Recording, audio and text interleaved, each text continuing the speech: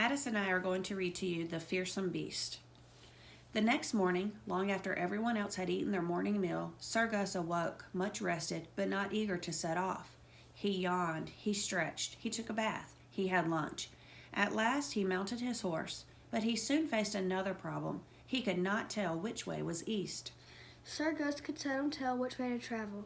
He rarely saw the morning sun, so he did not know that it rose in the east.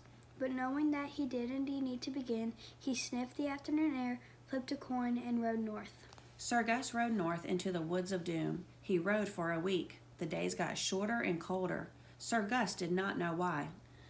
Another thing Sir Gus did not know was that the woods of doom were very dangerous. So he was not prepared when, from out of nowhere, there appeared a band of armed men. The men were bandits. They grabbed Sir Gus and tied him up. The bandits bundled Sir Gus into the back of a wagon.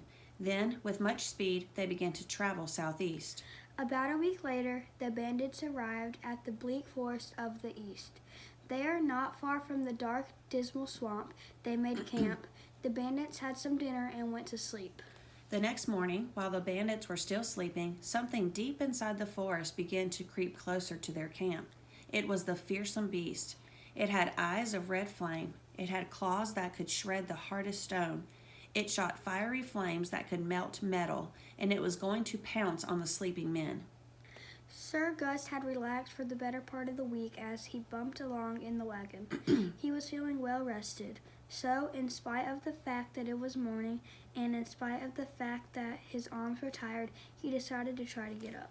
In spite of the fact that his arms were tied, he decided to try to get up. After a long struggle, Gus was able to stand up in the wagon. Just as he stood up, the fearsome beast grunted and charged in to attack. Sir Gus spun around as best he could to see what had made the sound. The bright morning sun shone on his shiny helmet. The sunlight bounced off his helmet and shone on the fearsome beast. The flash of the sunlight shone in the eyes of the fearsome beast and blinded it. The beast screamed and ran away, but it could not see. It ran into the dark, dismal swamp and sank in the deep mud. The bandits, having woken with a start, fled as well. They scrambled into the wagon and drove away as quickly as they could. As they drove off, Gus fell out of the wagon. He landed on the ground with a thud. Sir Gus, the utterly fearless, lay on the ground for 2 days, unable to get up. At last a hunter spotted him and untied him. Sir Gus thanked the hunter. Then he made his way back to the king's palace on foot. When he arrived, the king was just sitting down for his dinner. Sir Gus knelt and spoke to him. "Your Majesty," he said, "I am happy to report that the fearsome beast lies at the bottom of the dark, dismal swamp." "Well done, Sir Gus," said the king. "Well done." The king called all his knights to a meeting. Sir Gus has killed the fearsome beast and tossed its carcass into the dark, dismal swamp. The king announced, "Thanks to his brave actions, the kingdom is safe. You may all go home." That's it. See you next time.